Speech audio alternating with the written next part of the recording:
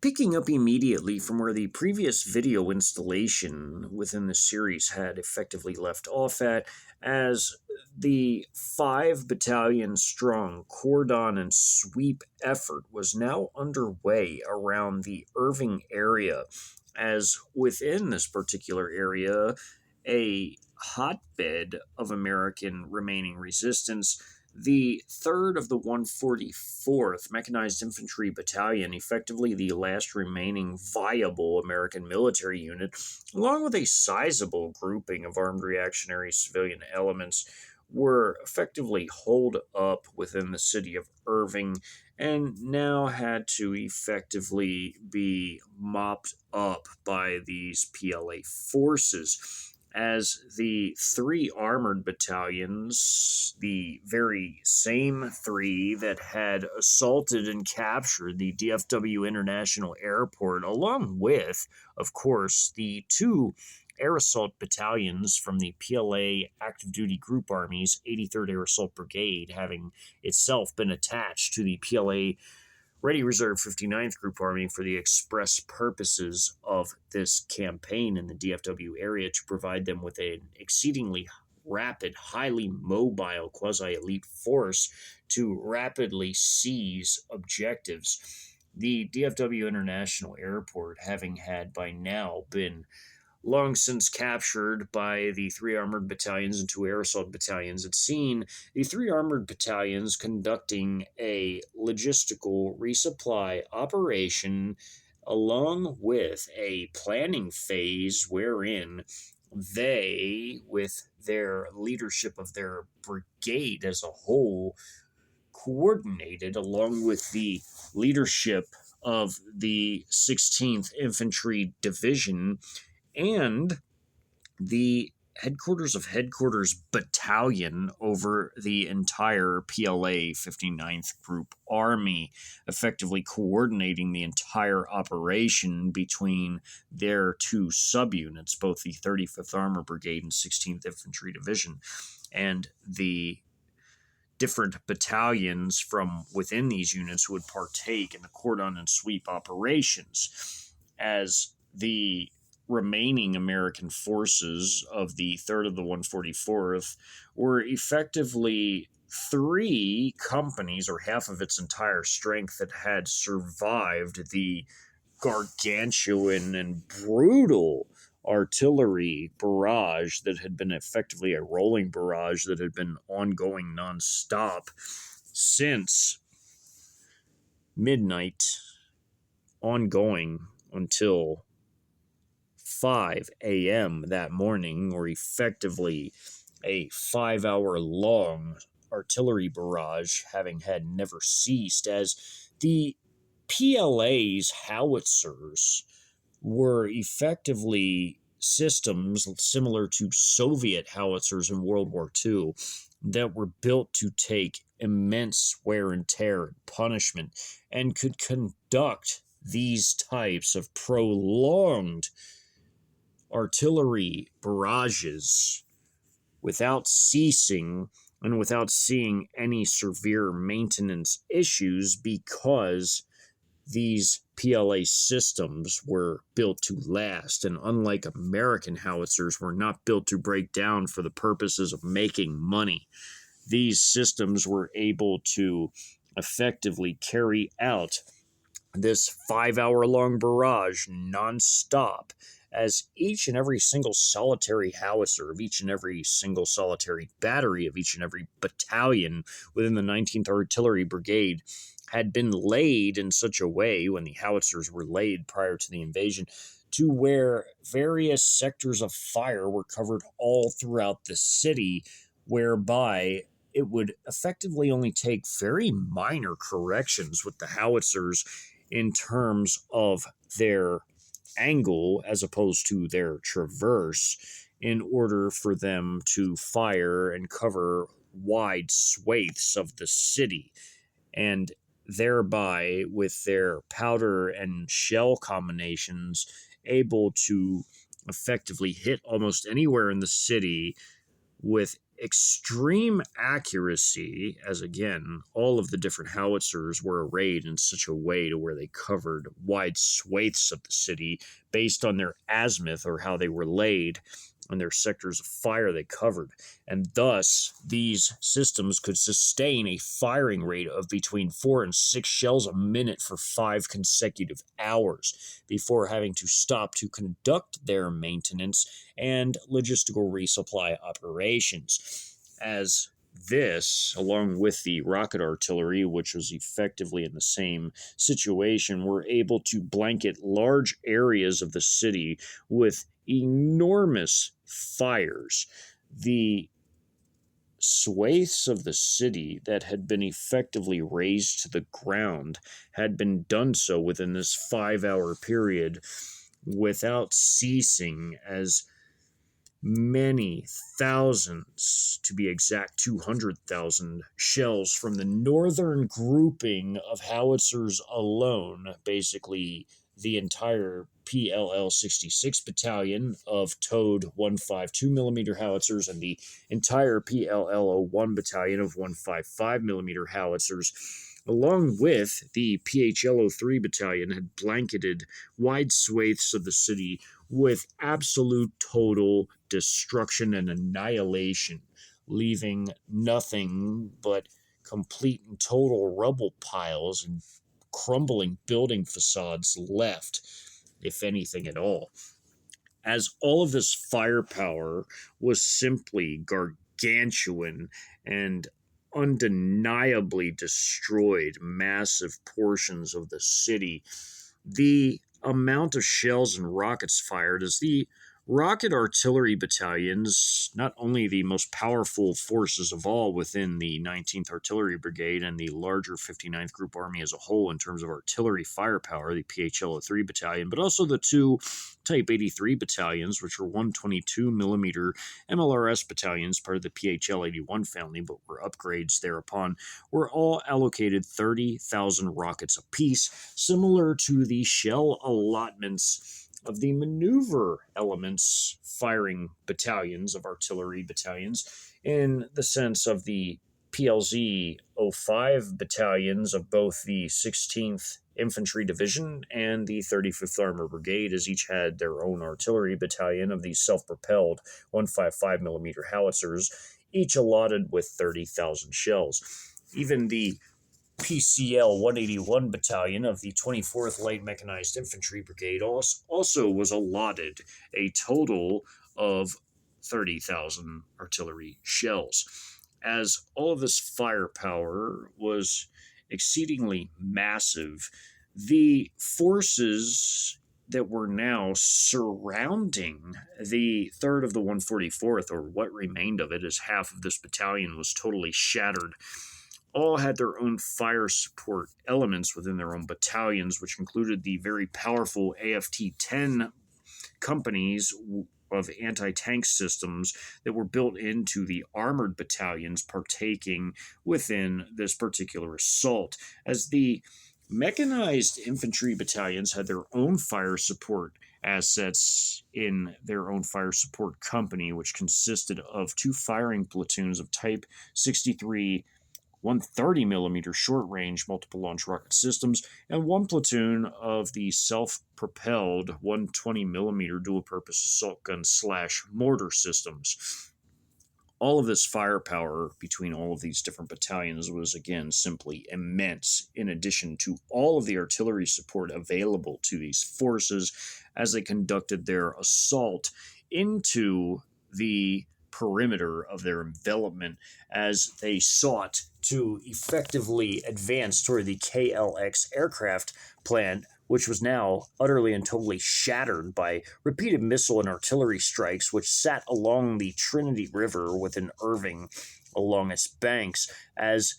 DF2 tactical ballistic missiles from TEL-based systems, or DF2A rather, were fired from the reserve battalions called up to operate these older systems that were specifically earmarked for their use as DF2 and DF3A systems, DF2A and DF3A systems, along with even DF4s, had been earmarked for some of the reserve battalions called up to augment the 612th and 613th Strategic Missile Forces, whose active duty battalions comprising these brigades operated the latest and greatest of the PLA's tactical, ballistic, hypersonic, and cruise missile systems. DH-10A systems, which were produced in enormous quantities, were also operated by these reserve battalions, as these were mass-produced in such enormous amounts and earmarked specifically for the use of some of the additional called-up reserve battalions that boosted the size of these brigades and made them reinforced brigades of the strategic missile forces from the Eastern Theater Command of the PLA, as they assisted in the strikes against many of these factory complexes. The PLAAF also played a gargantuan role in this effort, as strategic bombing operations or carpet munitioning raids had been ongoing since the beginning of the invasion, including within this campaign, as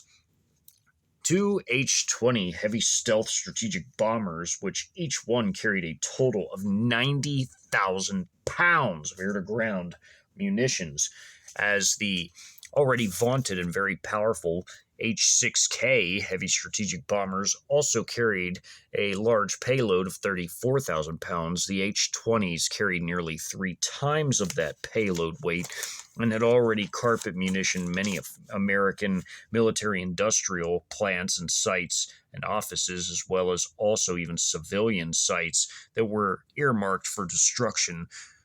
to the ground, as they had pummeled them with many thousands upon thousands of pounds of air-to-ground munitions. As in the DFW area, ATP Jets, a DoD office, Hampson Aerospace, Northrop Grumman, and Boeing, even Bell, were all hit by H-20 stealth strategic bomber air raids, and even the Lockheed Martin plant, a massive plant that was just south of the Naval Air Station on Lockheed Boulevard in the White Settlement, was carpet munitioned by a lone H-6K, as well as also being hit by hypersonic missiles, tactical ballistic and cruise missiles, and artillery strikes from PLA forces on the ground, as the SEAD operation that happened concurrently, as most of the 1st of the 204th SHORAD Battalion was effectively posted in the parking area of this massive factory complex. They too had been completely annihilated in these strategic air raids, missile strikes, and artillery strikes carried out by an H-6K, along with all of the aforementioned firepower, as the rest of the 1st of the 204th was destroyed on the Naval Air Station, as well as all of the aircraft thereupon as well, by various different systems, including strikes from the additionally very powerful JH-7 strike aircraft, which each one carried nearly 20,000 square pounds of air-to-ground ordnance. The artillery, airstrikes, and missile strikes had effectively reduced the Naval Air Station to complete and total rubble very early in the invasion, almost initially, as it had kicked off, as the fighting occurring in the pocket would have massive air power that was available and earmarked for this last major push to clear the heart of the Metroplex of all remaining American resistance. JH-7 strike aircraft and the fighter squadrons, both the J-11 and J-10 squadrons, having had returned earlier, fitted with mostly air-to-ground munitions, although each carried a pair of PL-12 missiles for defensive reasons as per SOP. The vast majority of the munitions carried on the J-11s and J-10s were effectively precision munitions, either laser-guided or also satellite or Baidu-guided, and these would be available for close air support and or strikes, as were the munitions carried aboard the JH-7s, which, although they obviously could carry precision munitions as well, either laser or satellite-guided, or Baidu-guided as it was called, they mostly carried freefall munitions and could conduct very accurate but very destructive dive attacks with special racks upon which these munitions could spread and cause massive destruction while still maintaining a high degree of accuracy when destroying clusters of enemy forces on the ground. Although, again, they could easily carry laser or satellite guided munitions, they were largely equipped with freefall munitions for these large scale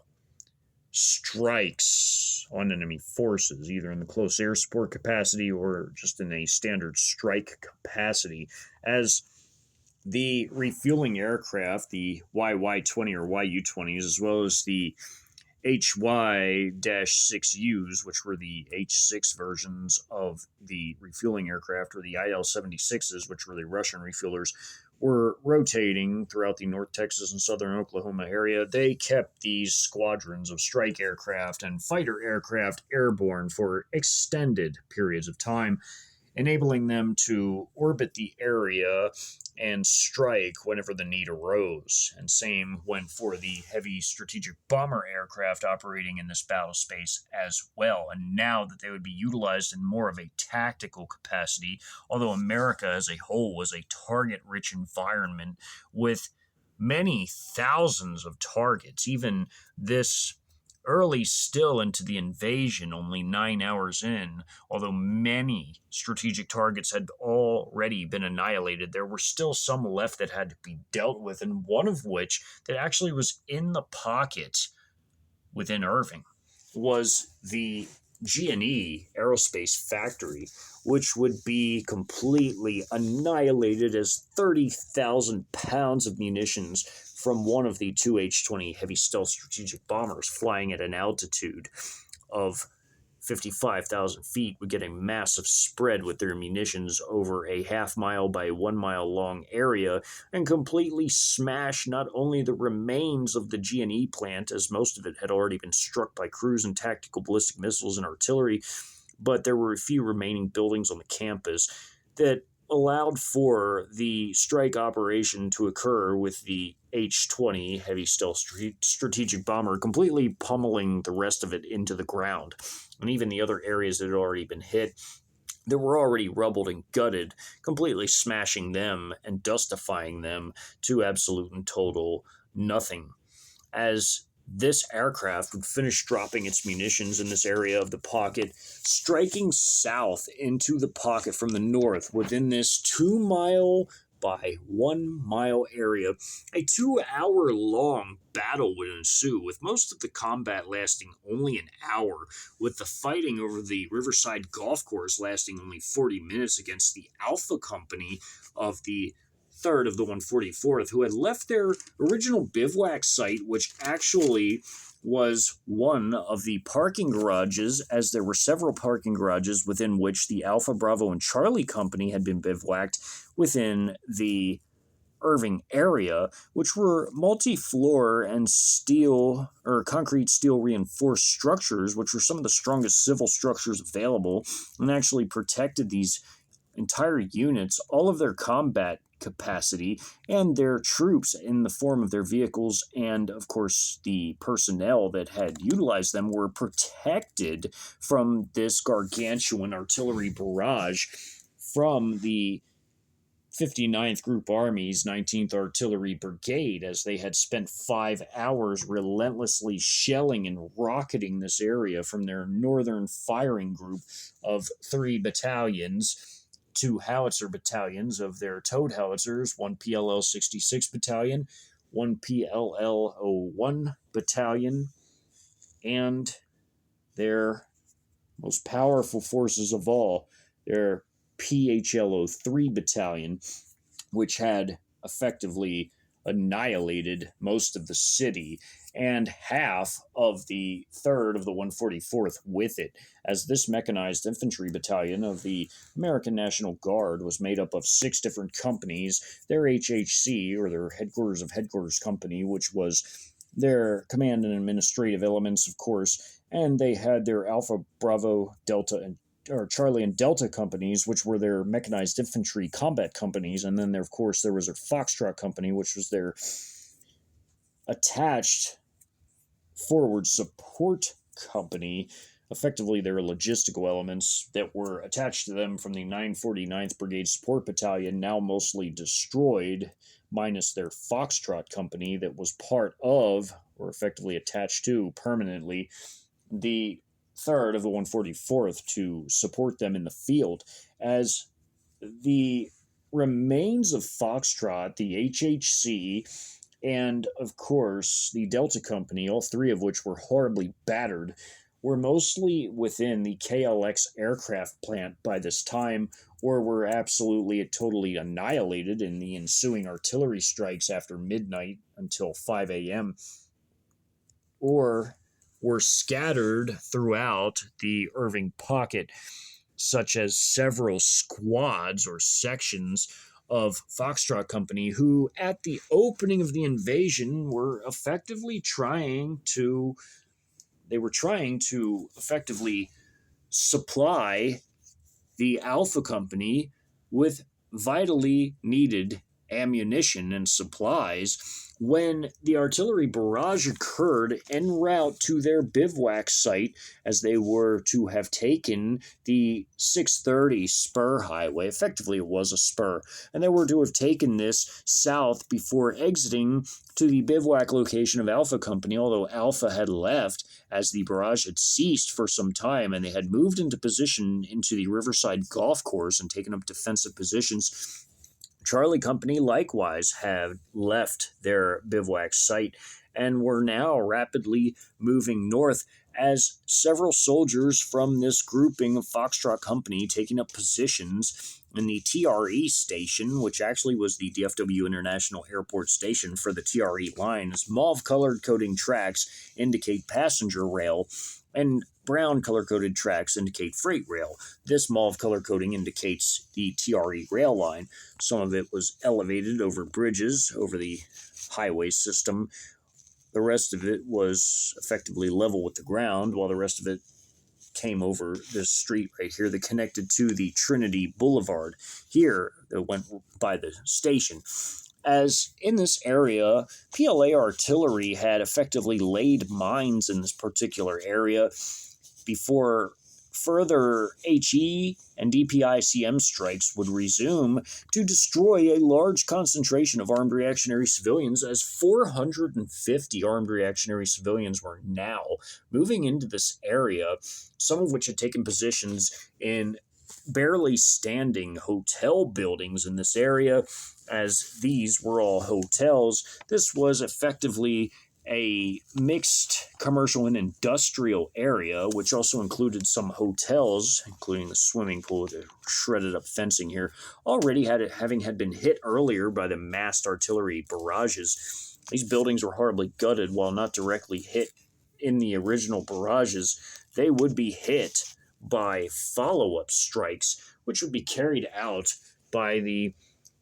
35th Armored Brigade's Artillery Battalion, with its comprising firing batteries, opening up on all of these hotel buildings and razing them to the ground, as armed reactionary civilians would be spotted moving into and out of these structures with the quadcopter assets of the maneuver elements, as the armored infantry and tank forces of two tank companies from the Northern Cordon Battalion, which was an armored battalion, one of the three that were cordoning the outer cordon, as two tank companies and one armored infantry company from the Northern Cordon Battalion would strike south and into the cordon in a 2-mile wide by 1 mile deep front, as they would penetrate 1 mile south into the pocket and would mop up all enemy forces contained within this area, as they would have, of course, their own ATGM support from their AFT-10 systems within their anti-tank company, as well as also massive loitering munition support from their own combat drone section that was within their headquarters and support company of their battalion, firing 48 of the CH-901A loitering munitions. These would be equipped with HE warheads in this instance because they would be striking dismounted targets or infantry-like targets and lightly armored vehicles like M113s, as well as also MRAPs and also light-skinned vehicles, as these were the perfect warhead choice for these different types of targets. While there would also be two Wing Loon 2 dedicated combat drones, this time equipped with HJ-10 ATGMs, firing at personnel and vehicles on the ground, along with the loitering munition strikes from CH-901As, leaving vehicles shredded, smoking hulks of metal as the American Mechanized Infantry troops of Alpha and Charlie Company from within the 3rd of the 144th would effectively be engaged heavily by the PLA armored forces of 1 Armored Infantry Company and 2 tank companies moving into the area to completely eradicate these 2 American Mechanized Infantry companies. As the American Mechanized Infantry forces were relatively well equipped in terms of their IFVs, having the potent Bradley IFV with its powerful 25mm autocannon and its anti-tank capabilities in the form of its 2-tow missiles on its pods on the side of its turret. These systems would be very high priority targets, and the dismounted American troops would be fighting back with their light anti-armor weapons, as it has to be always remembered that American forces had effectively been very low on ATGMs in terms of the man-portable systems because the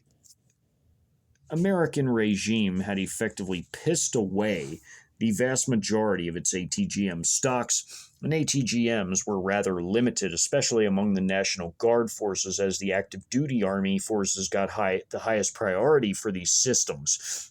Although the Bradleys came fully equipped with their 2 ATGMs each in the form of their 2 tow missiles in their tow missile pods, the dismounts effectively were mostly equipped with light anti-armor weapons, such as their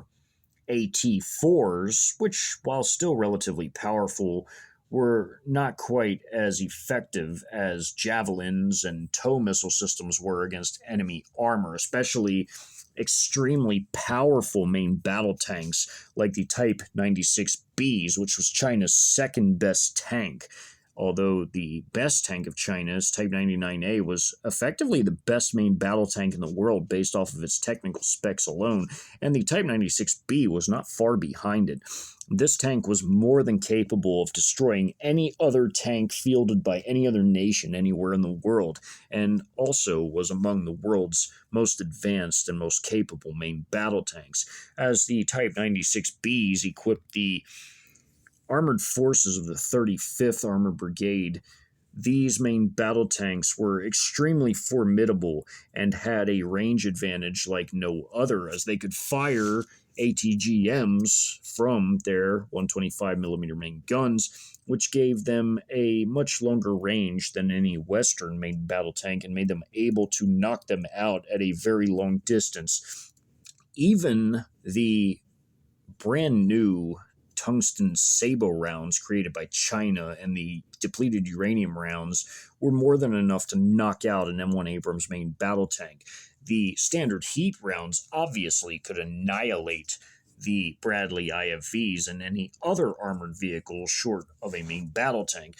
And, of course, the Frag T rounds were excellent against clusters of infantry forces, and, of course, HE rounds were as well, and also against light armored vehicles. And these main battle tanks, with their assortment of ammunition choices, would ravage the battlefield along with their armored infantry troops and their very powerful assortment of weapons, including their HJ-08 man-portable ATGMs, as well as even their light anti-armor weapons, such as their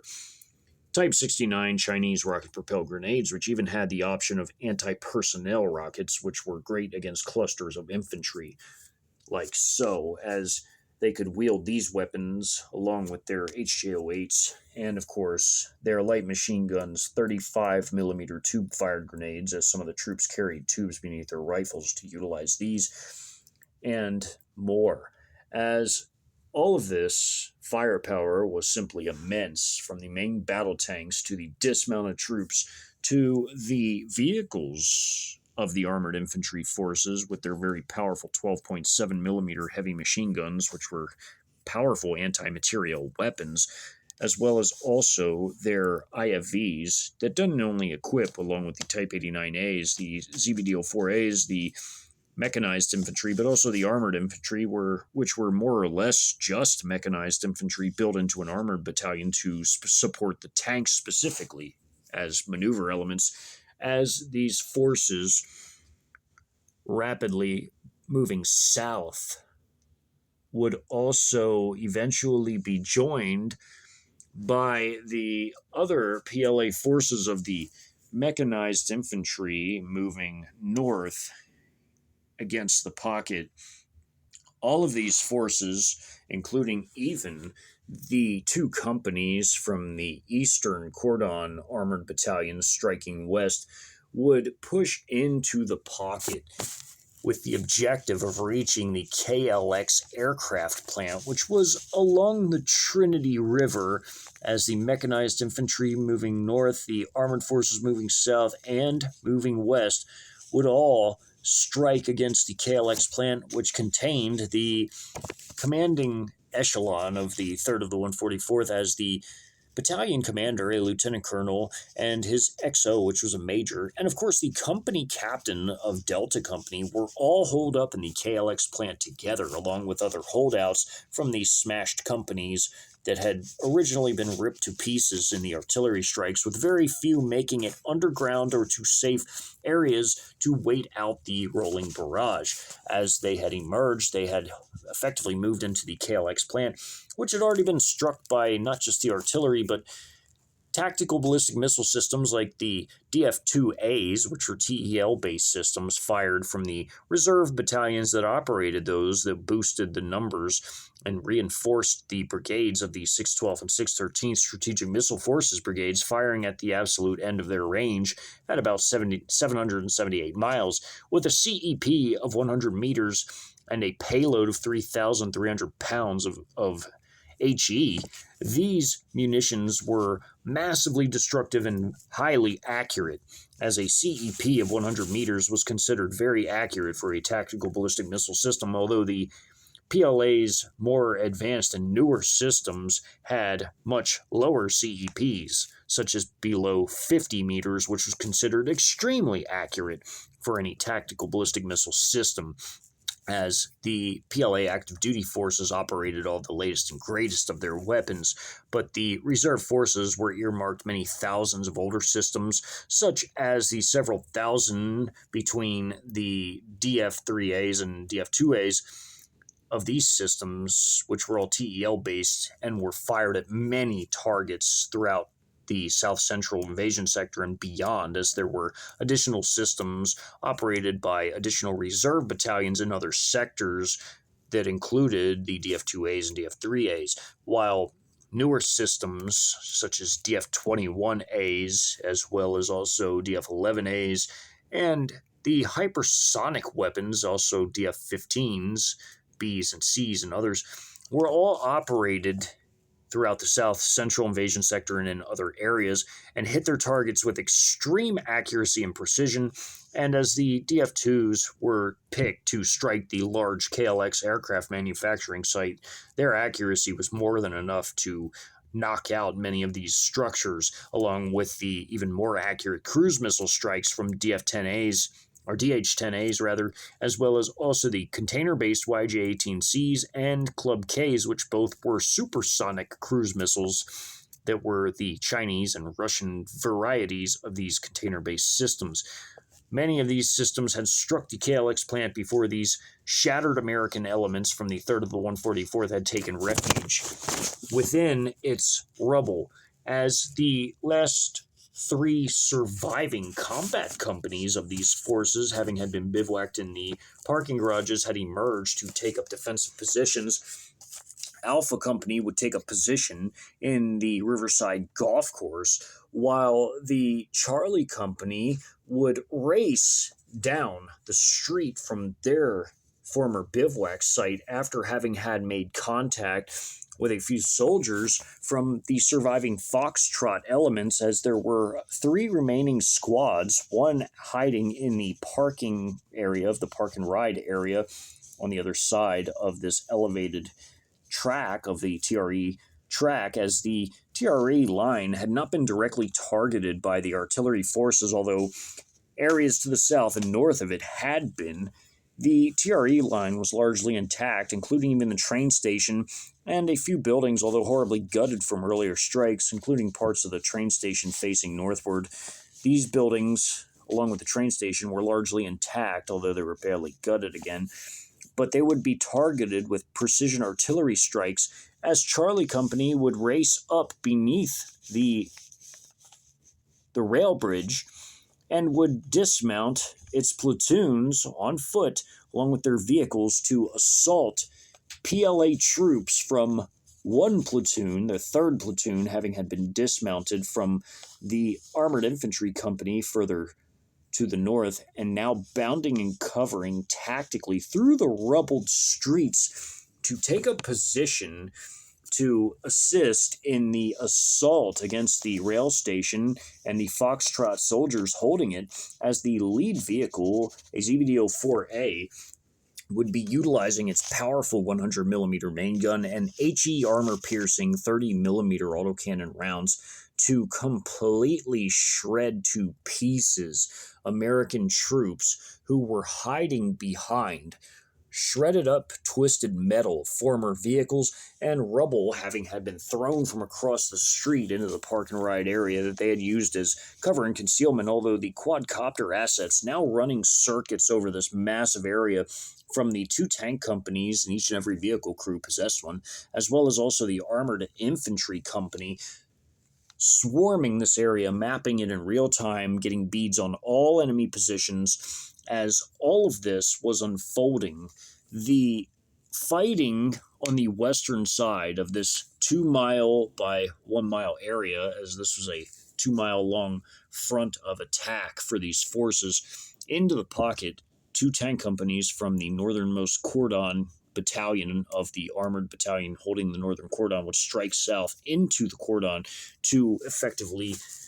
out of this 5.5-mile area, clear a 2-mile area into this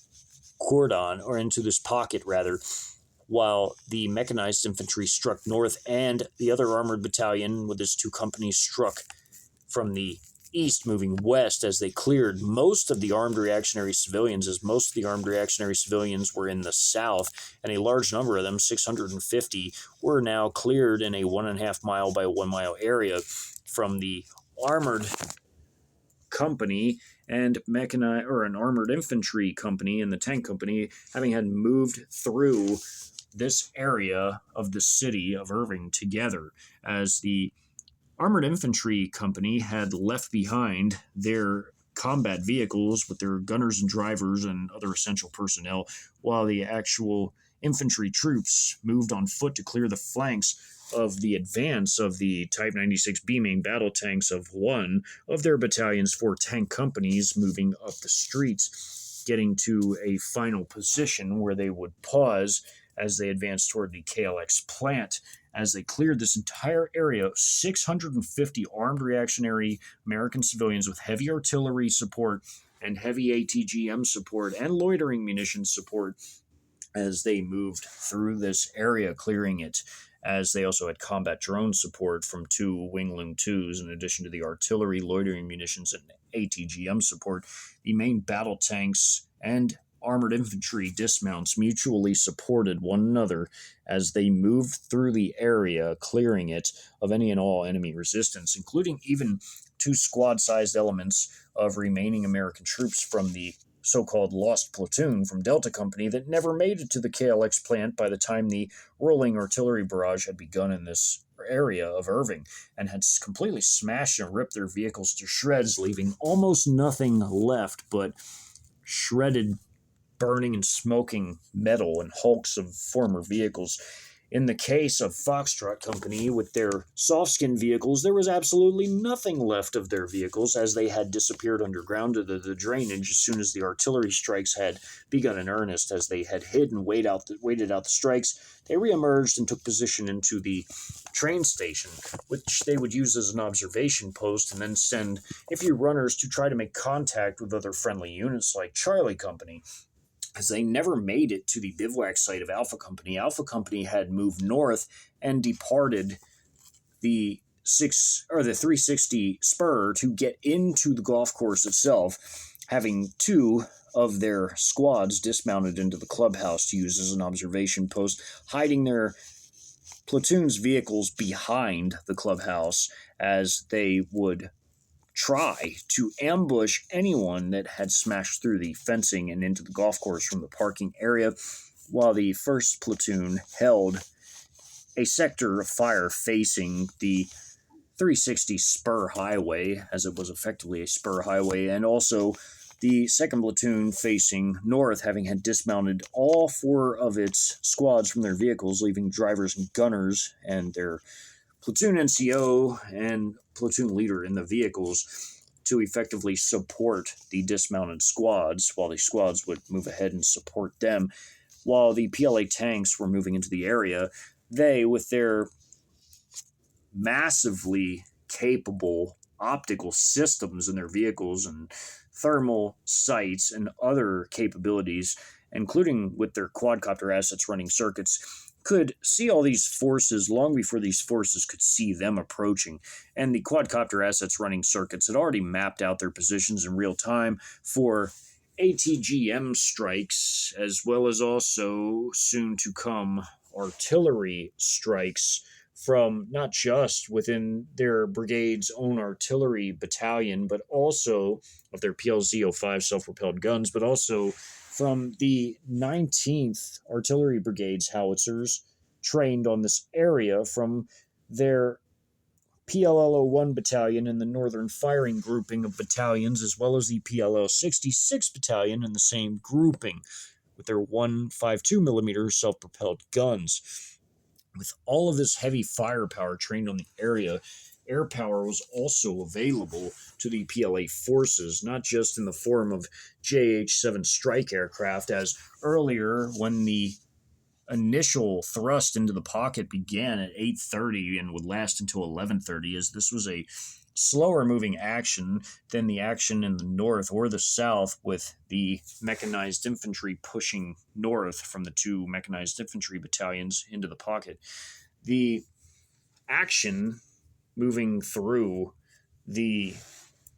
east to west, being from 8:30 to 11:30, seeing a pair of JH-7s screeching over this annihilated apartment complex with its swimming pool, as they would circle the area and be available for strikes and or close air support, as well as the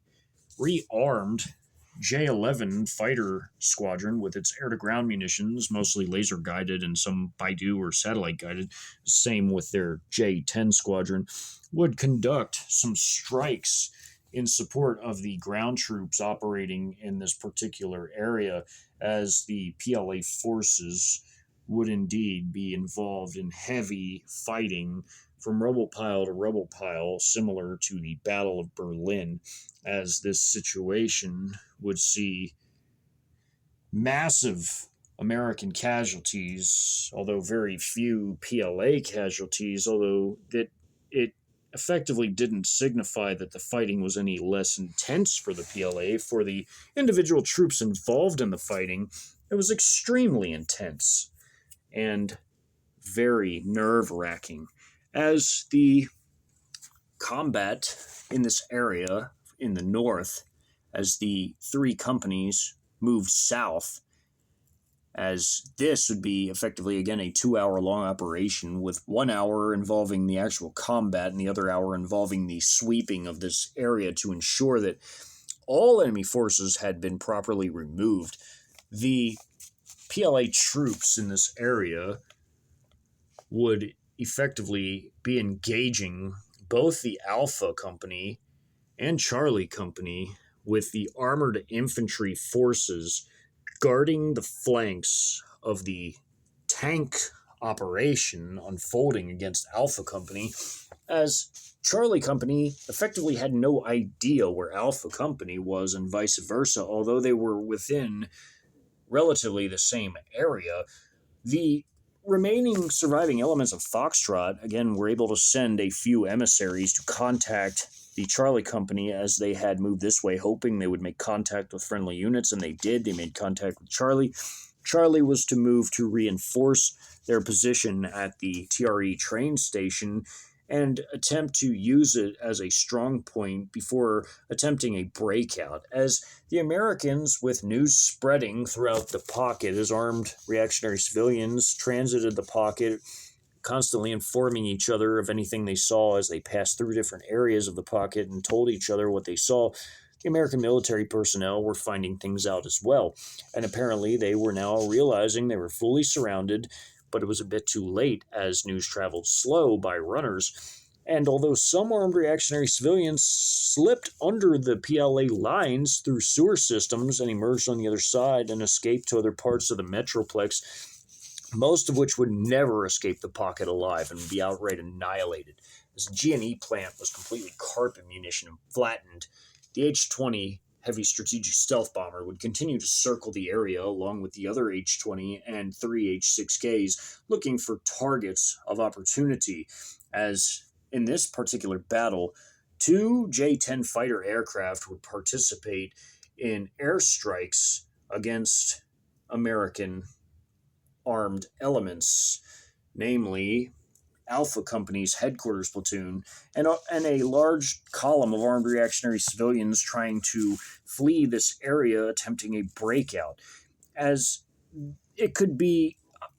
somewhat considered as a counterattack, as it was a desperate breakout attempt. As PLA artillery had earlier laid mines to effectively block access to this bridge toward the golf course to prevent American forces from somehow contacting each other. Again, they didn't know where each other was. They had no ISR capabilities. They had no communications capabilities due to the tandem anti-SAT cyber strikes and electronic warfare assets of the PLA. These mines effectively blocked the bridge that were laid by PLA artillery into the area. As PLA shelling would occur along with airstrikes, this entire column of armed reactionary civilians would be annihilated as they moved north and tried to flee the area. In the instance of these 4 armed reactionary civilians on the roof, they had binoculars and could see roughly half a mile and could notice these PLA troops moving through rubble positions as they had higher ground upon this badly gutted, terribly ruined building that was barely standing. They were on a 5-floor building and were able to see relatively far from its roof, as this was a large hotel,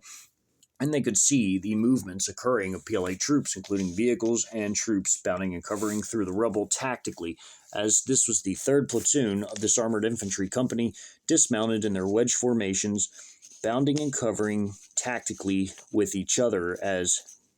this squad bounded ahead, this squad bounded ahead, then this squad bounded ahead, they bounded ahead, they bounded ahead. Same over here. And they would bound into the parking area and take cover behind some strewn rubble and twisted metal of former vehicles, similar to what this squad had done from Foxtrot, as they had been destroyed by IFV fire, 100mm shells, 30mm autocannon fire, even an HJ-09 fired into this rubble, killing this entire squad, leading to the lead platoon being rolled directly through the park and ride area. It has to be understood, this is a huge area at 2 miles by 1 mile, so this park and ride area is large. The entire company of armored infantry fit all of their vehicles into this park and ride area before disembarking their lead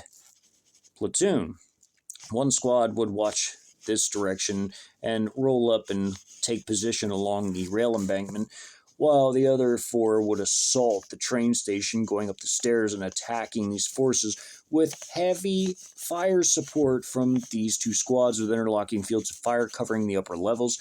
before these squads eventually came up and took the top floors. These squads would hold their fire as these other squads went up to storm the top floor, and then all 5 squads would eventually come up onto the train station platform and take a position along the rails so they could watch different sectors of fire, allowing for these squads to hold their current positions, the squad in the rubble and the squad in the parking area behind all the destroyed building material and twisted metal vehicles, with all these loitering munitions covering the actions of the ground troops. These three squads up here would continue bounding and covering into this area as Charlie Company was coming around the corner quickly. As that happened at the same time, while all of this movement was occurring, heavy artillery strikes were coming in against these hotel buildings, including over here, against all of these armed reactionary civilians, as there was a total of 450 armed reactionary civilians in this particular map, and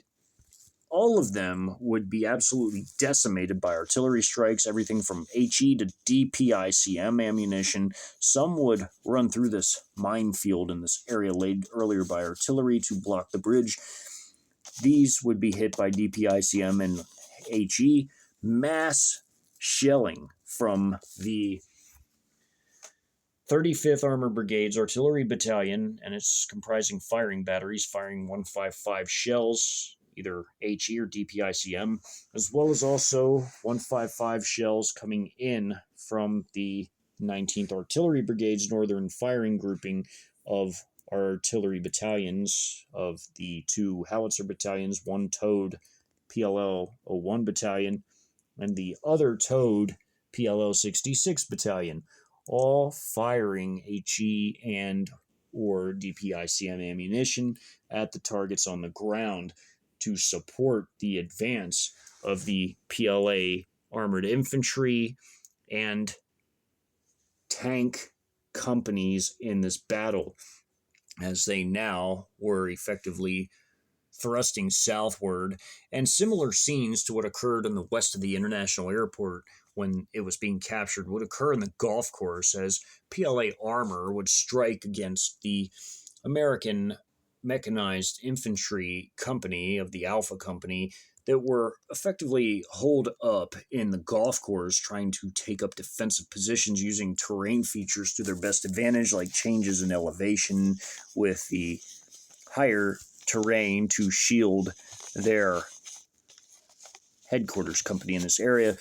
using the clubhouse to hide their vehicles behind, although they would be outright annihilated by HE warhead-equipped loitering munitions, HJ-10 strikes from AFT-10 anti-tank vehicles, as the real-time AI battlefield data processing system sent down the strike packages to the artillery and to the anti-tank forces and other forces to basically guide the battle as it erupted. And all of these strikes were highly coordinated. Even the air power was guided through the real-time AI battlefield data processing system, and the strike packages all pre-prepared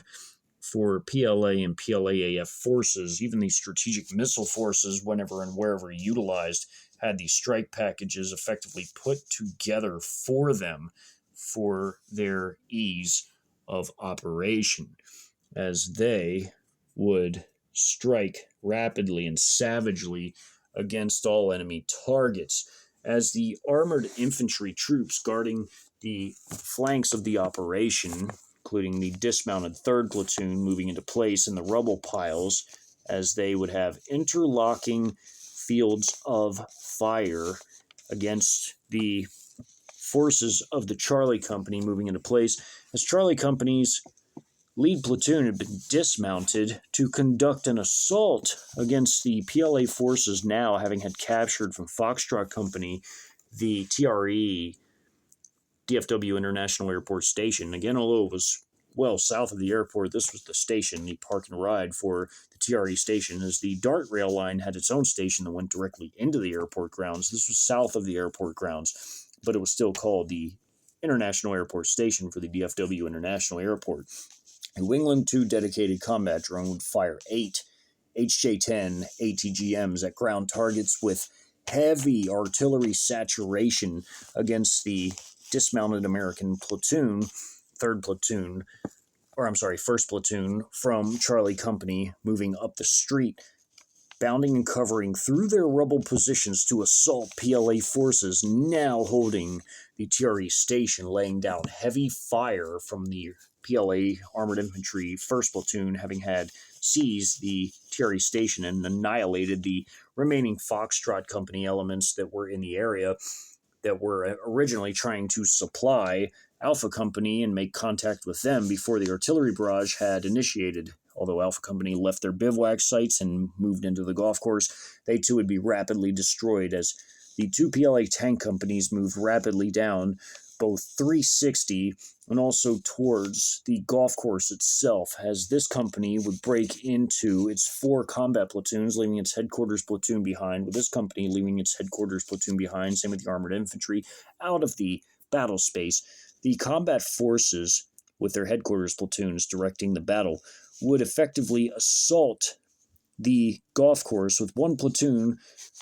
turning into a wedge of their main battle tanks after striking the clubhouse with 125mm heat and HE shells and some frag T shells, destroying it and wiping out the 2 squads inside, would move and hold positions in the parking lot after also destroying this M113 APC, moving forward, with the gunner on top trying to pull out one of their very few ATGM systems, a Javelin ATGM, to fire at one of the PLA tanks, although failing miserably and being destroyed in the process as their vehicle rolled forward, trying to stay on the move. Only PLA tanks could hit targets easily that were moving, as well as even fire at moving targets while on the moves themselves.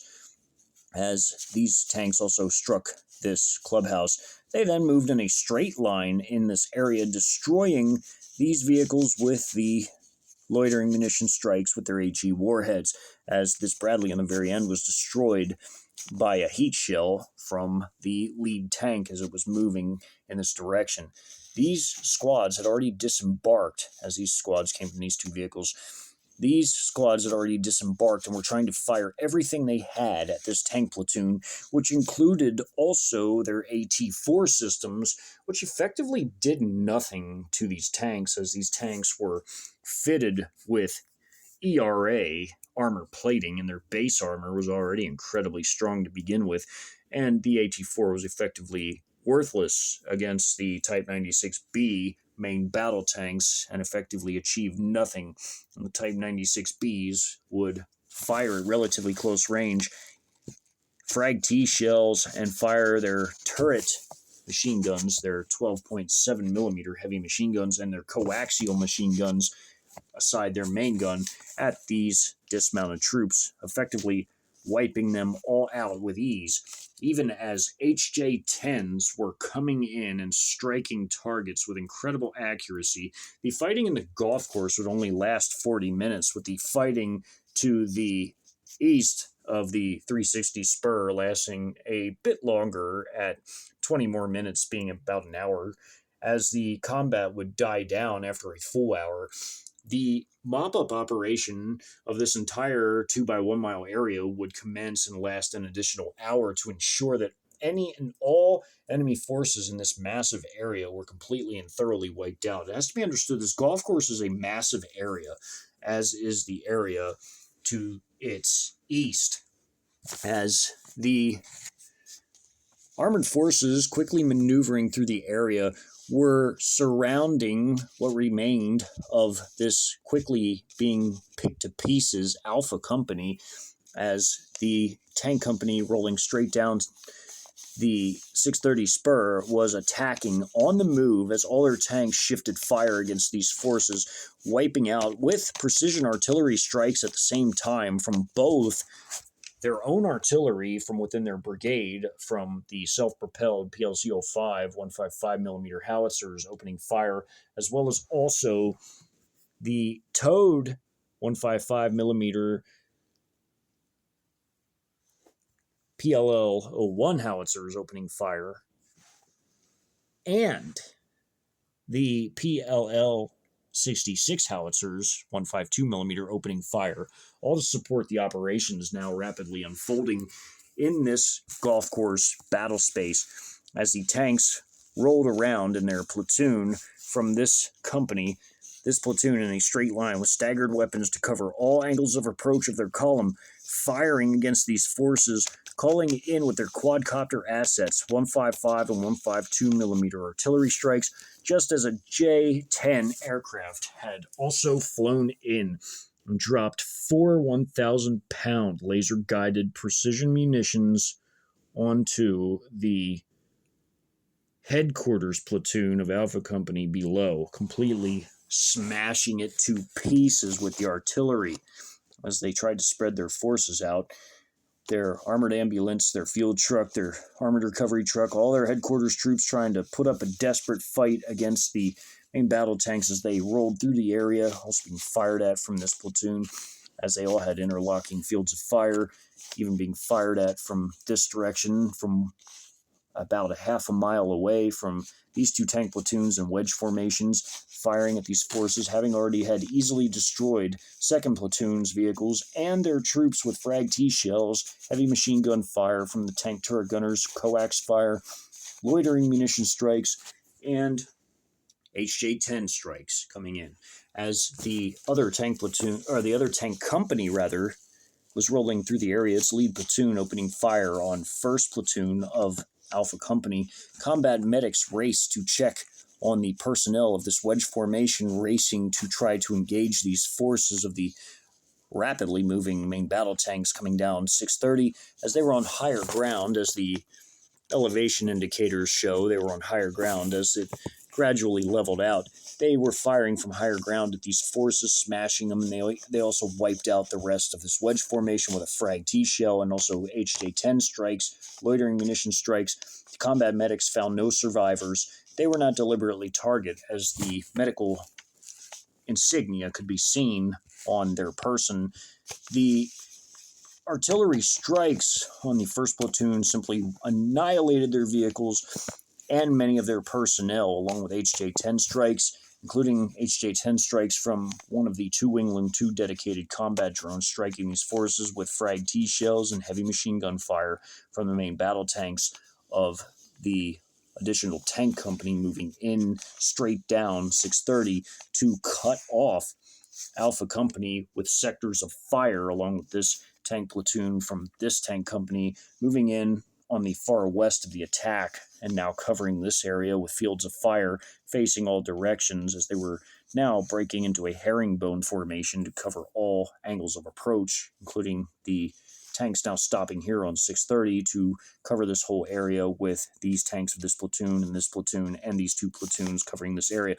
All of this interlocking fields of fire from these tank forces, including the tanks now firing at these personnel, also being hit by 4,000 pounds of air-to-ground munitions, DPICM, and HE artillery strikes, as again, this was happening at the same time as all the fighting over here,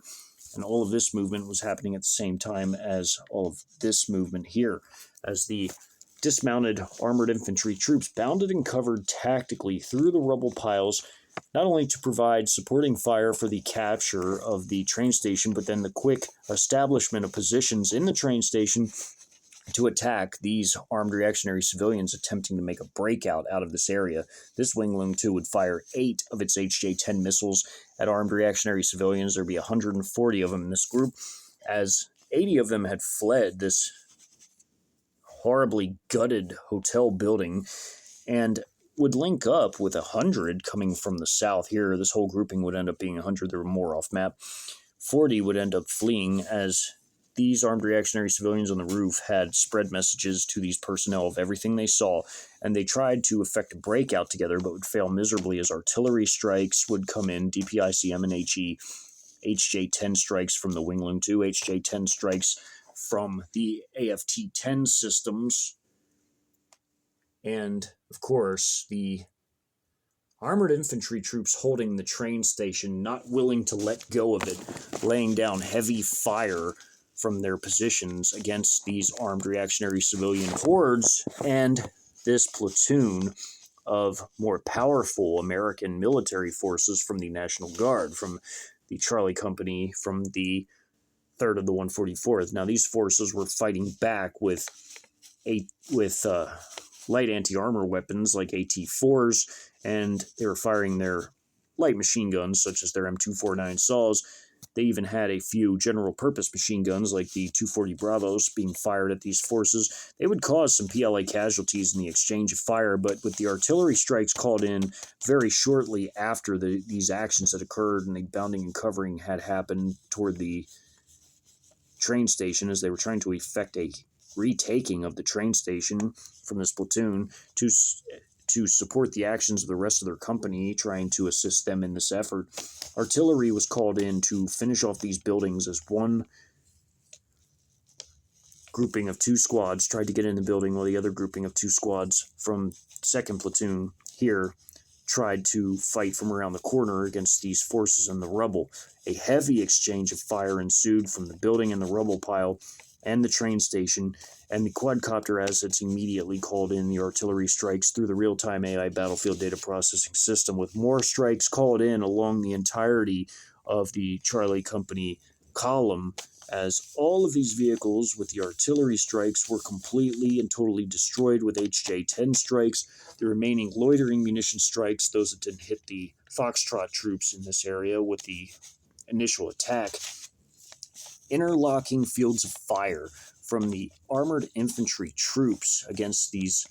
forces of Charlie Company from the train station, against the dismounted forces assaulting from the southeast, and against the forces in the building firing back and forth at one another, and against the forces here that were coming down the street. All of this firepower was being exchanged, including HJ-10 or HJ-08 man-portable ATGMs at some of the vehicles with artillery strikes, with rocket-propelled grenade fire, 35mm grenade fire, with light machine gun fire, rifle fire, and the artillery strikes all up and down the column of vehicles and buildings, completely flattening what remained of these gutted buildings, as well as destroying all of these vehicles with powerful repeated artillery strikes with HE rounds from 152mm rocket-assisted projectiles, 155mm rocket-assisted projectiles coming from the 19th Artillery Brigade's Northern Firing Grouping with their 2 howitzer battalions firing into this area with rocket-assisted projectiles. Of course, there were DPICM rounds, and there were the shells being fired from closer range from the self-propelled howitzers of the 35th Armored Brigade's Artillery Battalion, firing repeatedly against the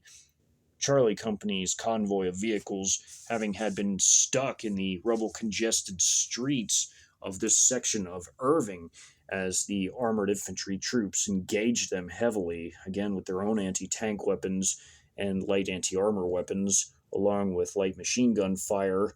as well as rifle fire, and of course even 35mm grenade fires from beneath the rifles of troops that carried those types of weapons into battle. The combat was heavy against the Charlie Company forces, but they were surely defeated by the immensity of the artillery strikes, the fires coming from the dismounts with their ATGM and light anti-armor weapon fire, as well as also the very powerful and relatively long-ranged HJ-10 fires from the AFT-10 systems of the anti-tank company within the northernmost armored battalion, firing from their positions in the DFW International Airport just south of the Car Rental Boulevard, where a major battle had earlier ensued between the air assault forces cutting off the retreat of American defending forces trying to battering ram their way out of the International Airport grounds across the Car Rental Boulevard, only to be completely and totally annihilated by the powerful firepower of the attack helo gunships of the air assault battalion in the area, as well as also their ground troops and their firepower holding back the massive retreat, including also loitering munition strikes, which assisted as well. The American forces stood no chance, especially without ISR capabilities and communications, and also with their logistics being horribly gored and cut off. They had really effectively no way to fight back effectively and with any real capabilities against the immensity of the PLA firepower, as the PLA had a massive firepower edge and domination over the American forces, as the PLA simply outnumbered American forces not only in total troops, but also in firepower and also capabilities as well, as the Americans effectively stood no chance. The only real anti tank capabilities the Americans could have used against PLA forces were negated immediately, as the Bradleys were high priority targets and knocked out instantly by the Type 96B main battle tanks, utilizing their range advantage with their main guns, as well as also the loitering munition strikes, as well as also the ATGM strikes from the HJ-10 ATGM systems, as well as also the combat drone capabilities in the area and loitering munition strikes again, as all of this firepower annihilated Charlie Company in a matter of 1 hour's time, including their dismounted troops gradually bounding and covering through the rubble, trying to assault the train station and take it back. They were wiped out. And a combination of the dismounted troops' firepower, the ATGMs fired from the combat drone, the Wingling 2, 8 of which fired at these armed civilians, and this platoon from Charlie Company, along with heavy artillery saturation against all of these forces, completely wiping Charlie Company and all of these armed reactionary civilians in their hundreds off the map, including the precision strikes with 4,000 pounds of air-to-ground munitions, along with DPICM and HE rounds against the armed reactionary civilians, including here as well, with all the missile strikes. Mines effectively cut off this means of rapid transit to Alpha Company to reinforce them, although again, due to the tandem anti-sat and cyber strikes, these companies had no idea where the other was as they both left their bivouac sites. These hotels were completely smashed to the ground with dozens of armed reactionary civilians within, trying to hide, as these personnel were seen trying to retreat into this hotel building, only to get them all annihilated as a result, as the PLA forces quickly and rapidly seized control of this salient, which was again 2 miles wide and 1 mile deep, into the pocket which contained the remaining American military forces and a large number of armed reactionary civilians that were left.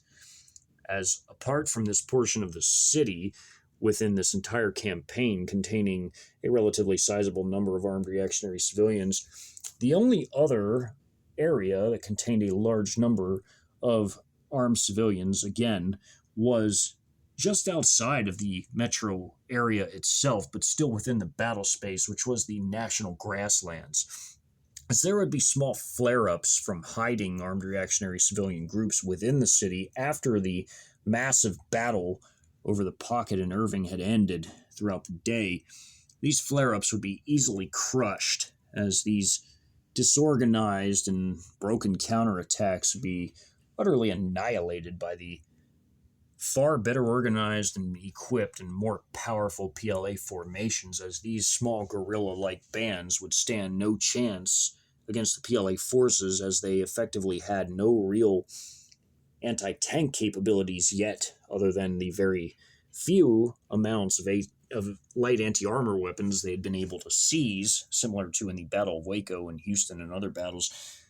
but they had not yet really attained any ATGM capabilities. Again, the seizure of HJ-08s was extremely rare by this point, and effectively the only real anti-armor weapons that the armed reactionary civilians would have for some time in large numbers would be Molotov weapons that they would eventually be able to put together as they would acquire these resources and the time to effectively accumulate these a bit later into the invasion and then into the occupation. But for the time being,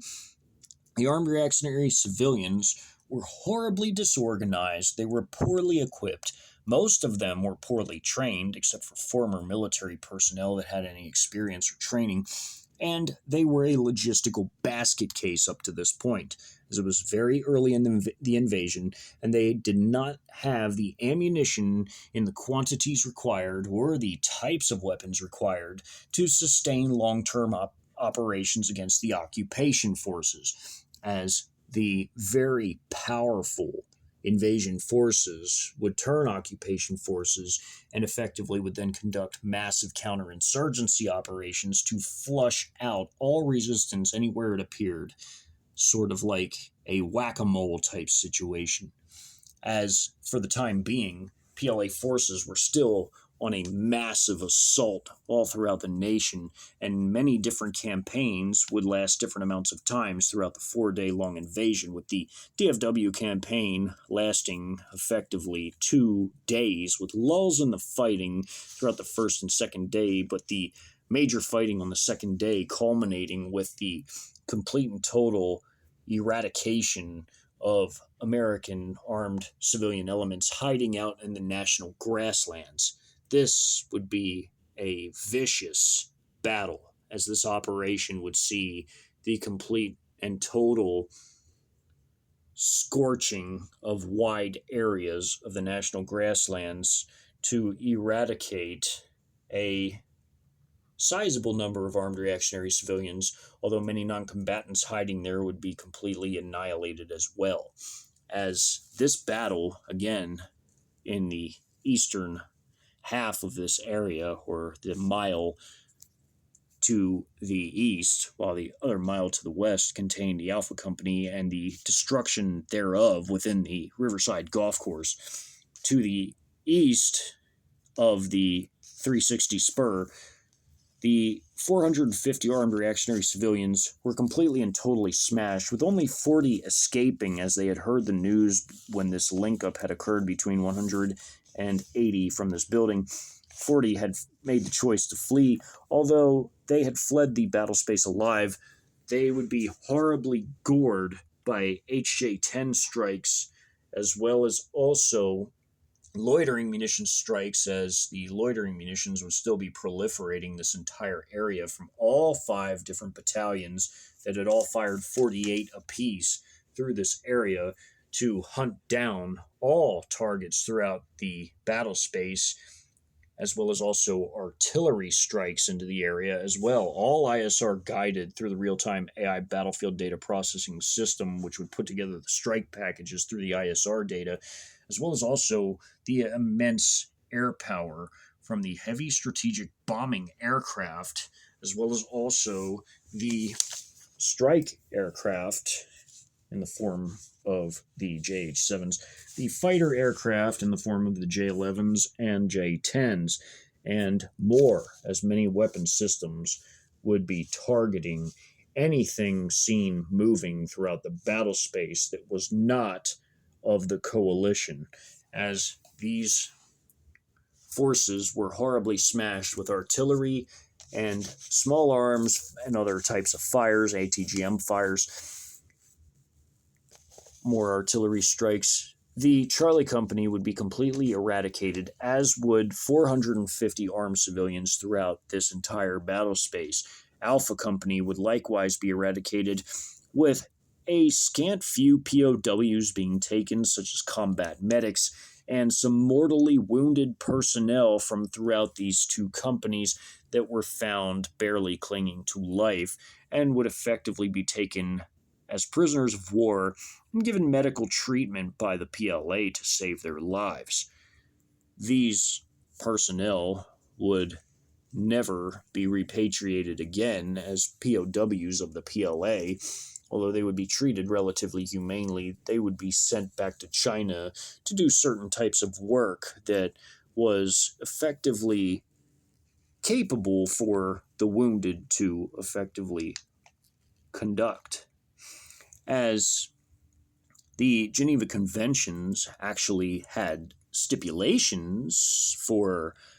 enlisted personnel to do work in enemy nations if they were captured, the PLA would bend, although not break, the Geneva Conventions to the maximum, and these forces would never be repatriated because their country would never exist again as a sovereign nation. It would be a colony of China. It would be called New China. And as the conflict was expanding, as it was still early into the invasion, as this battle lasted from 9 to 11 a.m.,